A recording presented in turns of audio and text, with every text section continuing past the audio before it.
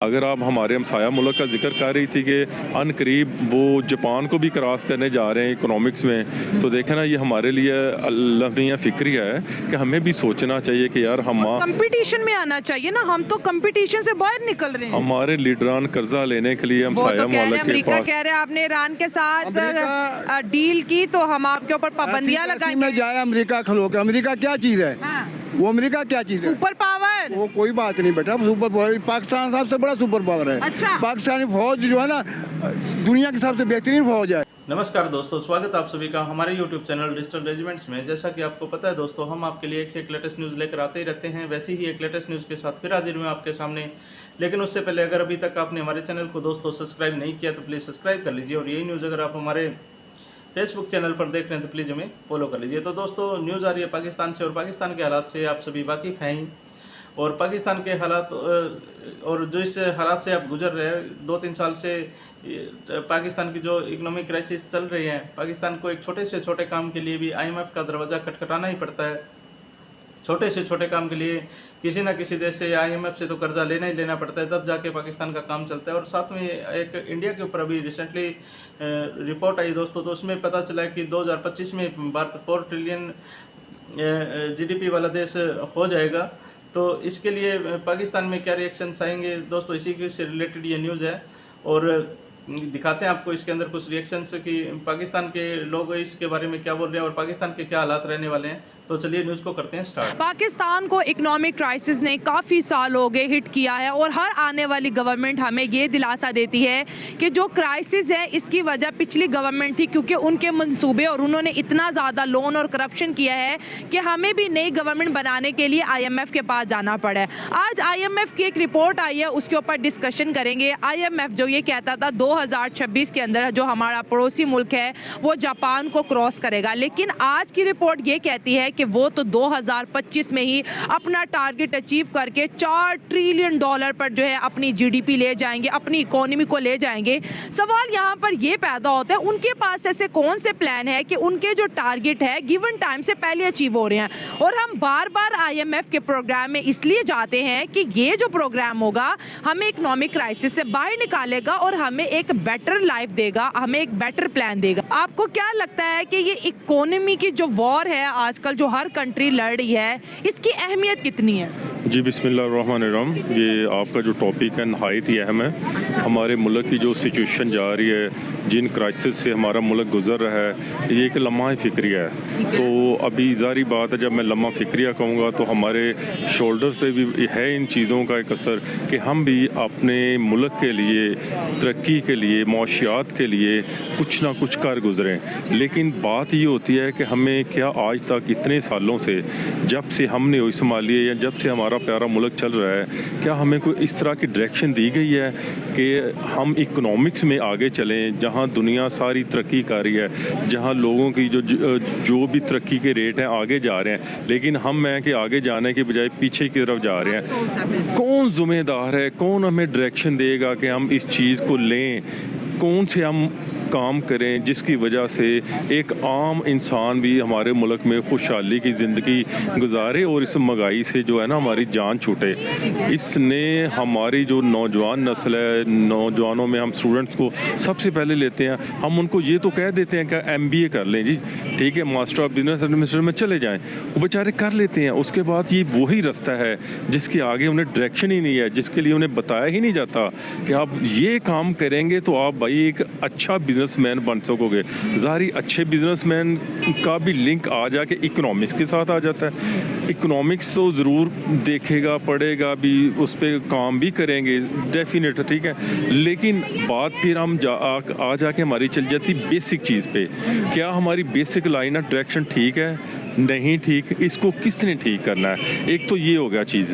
Next आपका जो question है वो इस रेलिवेंट मैं ये कह रहा हूँ, उसका जो बेसिक चीज़ें हैं ना, उसमें मेन चीज़ है क्या हमारे जो फैक्ट्री वाले लोग हैं, ठीक है, क्या हमारी गवर्नमेंट उनके साथ तावन कर रही है? क्या हमारी एक चीज़ हम यहाँ बनाते हैं, कोई भी चीज़ ले लें यहाँ पे तैयार करते हैं, वो 10 रुपए की बनती है, वही चीज़ हमें चाइना से 5 रुपए की आ जाती है। वजह क्या है? वजह है कि यहाँ पे बिजली महंगी है, टैक्सेस ज़्यादा हैं, लेबर ज़्यादा महंगी है, लेबर को भी बेचारे को लेबर कवानीन के मुताबिक उनको भी सहूलियात नहीं दी जाती, उनके साथ भी ज़्यादती हैरान हो जाती है कि बार बार लोग कहते हैं कि पाकिस्तान डिफ़ॉल्ट होने वाला है, लेकिन इस मुल्क के ऊपर कुछ ऐसी करम नवाजियाँ हो जाती हैं कि ये बच जाता है। तो मैं वही बात आपको रेफरेंस यही मैंने सरकार वासिफ साहब का इसीलिए जिक्र फरमाया है कि उन्होंने कहा पाकिस्तान नूर है, नूर को जवाल नहीं। जब भी कोई मुश्किल वक्त आता है अल्लाह ताला की ज़ात हमारे लिए कोई रास्ता आसान कर दी, लेकिन वो तो ठीक है, अल्लाह ताला की ज़ात कर हमें भी तो कुछ करना चाहिए ना, हमें भी कि अल्लाह ही करेगा, अल्लाह करेगा। तो फिर अल्लाह ने हमें तालीम दी, दिमाग दिया, 2 हाथ 2 पैर दिए, हमें भी आगे बढ़ना चाहिए। बाकी ये तो आप इशू पे डिस्कस कर रही हैं, लेकिन मैं आपको फिर हाईलाइट करना चाह रहा हूँ कि हमारे मुल्क में बहुत से इशू हैं, इससे भी अहम इशू हैं। अल्लाह ताला हमारे मामला जो ज़िंदगी है ना उसमें आसानियाँ पैदा में स्टेबिलिटी आनी चाहिए, लीडरशिप अच्छी होनी चाहिए, लीडरशिप आपको रास्ता दे, आवाम के लिए सहूलियात दे।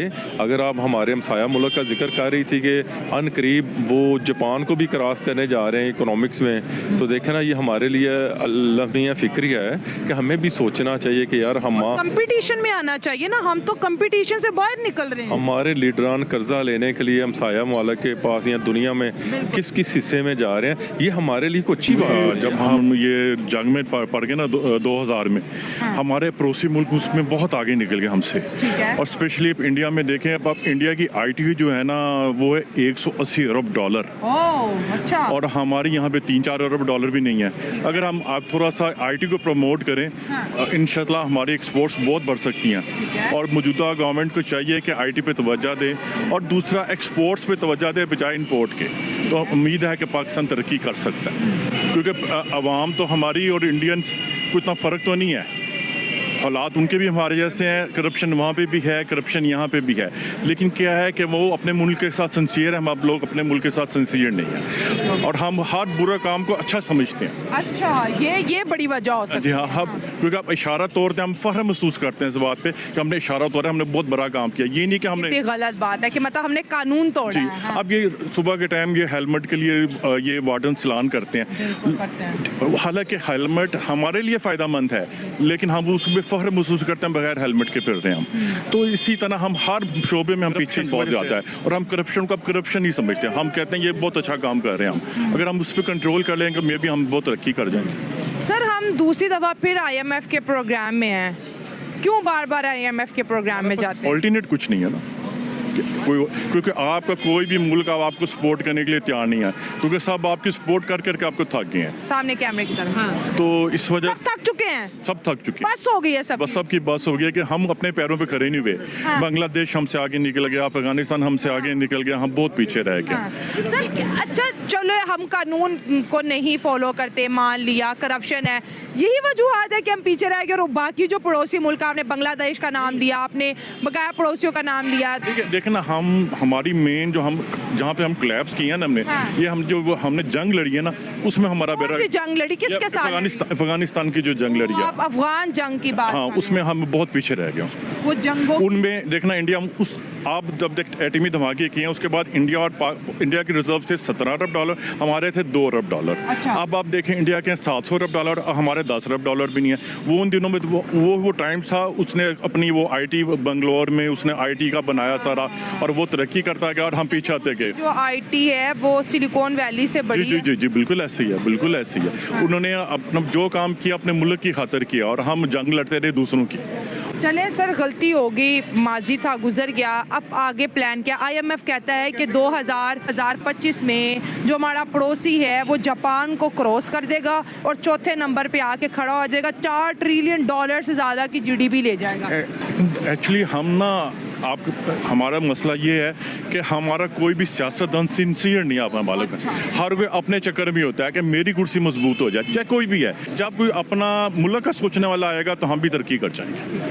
सियासत का बड़ा इस पे असर है जो बहुत ज़्यादा, बहुत असर। सर, एजुकेशन भी तो कहीं ना कहीं मैटर करती है, इकोनॉमी को बढ़ाना है, गुर्बत से बाहर निकलना है, 25 करोड़ आवाम को चलाना है, हम एजुकेशन अपने बच्चों को किस क्वालिटी की दे रहे हैं? एजुकेशन ठीक कह रही हैं आप, लेकिन अब देखना एक गरीब बंदा है जिसके 5-6 बच्चे हैं, अब इतनी महंगाई है, वो अपने बच्चों को काम पे लगाता है कि जब 8-10 हज़ार रुपया कमा के लाएगा, वो कहाँ से बच्चों को तालीम दिलवाएगा। वो तो कह रहे हैं, अमेरिका कह रहे हैं आपने ईरान के साथ डील की तो हम आपके ऊपर पाबंदियां में लगाएंगे। जाए अमेरिका खलो के, अमेरिका क्या चीज है? हाँ। वो अमेरिका क्या चीज है? Super power. वो कोई बात नहीं बेटा, सुपर पावर पाकिस्तान सबसे बड़ा सुपर पावर है। अच्छा। पाकिस्तानी फौज जो है ना दुनिया की सबसे बेहतरीन फौज है। अच्छा। और पाकिस्तान बेहतरीन ताकतवर मुल्क है इंशाल्लाह। क्या जो थोड़ी बहुत माशियत की कमी हो गई है तो कोई नहीं है, इंशाल्लाह ये 6 माह के अंदर अंदर तो ठीक हो जाएगी इंशाल्लाह। 6 माह के अंदर अंदर हमारी इकोनॉमी ठीक हो जाएगी इंशाल्लाह। वो अल्लाह दुआ, ये शहबाज शरीफ करेगा इंशाल्लाह। हाँ। और ये नवाज शरीफ करेगा, मरियम नवाज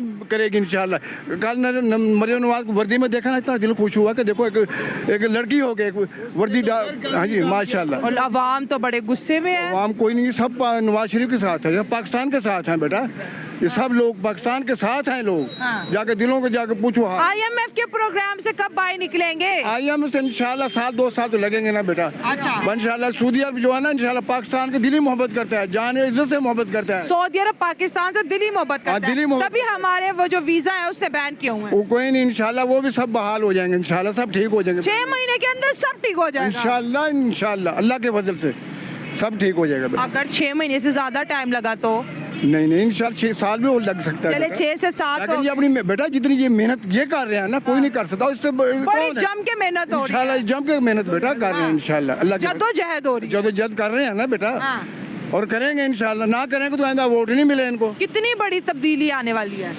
मैं कहता हूँ जितनी पाकिस्तान जितना ये 75 साल में नहीं हुई ना, हाँ। तो अब ये साल 6 महीने के इंशाल्लाह सब गुर्बत खत्म। अभी देखो ना, मेरी बात सुनो हाँ, पहले। हाँ। वो टमाटर टमाटर नहीं देखें। बेटा, टमाटर देखो। टमाटर बड़ा मसला है। हाँ नहीं 400 रुपए किलो टमाटर 120 रुपया हो गया है। कब हुआ? कैसे पाकिस्तानी रिएक्शंस के अंदर कि भारत तो एक सुपर पावर बनने ही वाला है, लेकिन पाकिस्तान के हालात क्या हो रहे हैं? पाकिस्तान के हालात जैसे कि दिन प्रतिदिन और डाउन होते जा रहे हैं और कर्ज के अंदर डूबता जा रहे हैं। और हालांकि उनकी तो सुपर पावर जो इसको मानते हैं वो भी अब गिरवी है, हर एक इंसान ही गिरवी है आज के टाइम तो पाकिस्तान का।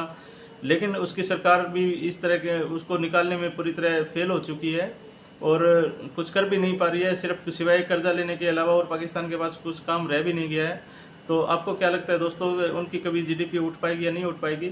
और वो इस जंगल से या चक्रव्यूह से कभी बाहर निकल पाएंगे नहीं निकल पाएंगे? आप इसका जवाब हमें थोड़ा कमेंट करके ज़रूर बताइएगा। और जल्दी हमें न्यूज़ आपको कैसी लगी ये भी हमें कमेंट करके ज़रूर बताइएगा। और जल्दी हाजिर होते हैं दोस्तों एक नई न्यूज़ के साथ में। तब तक के लिए जय हिंद, जय भारत, वंदे मातरम।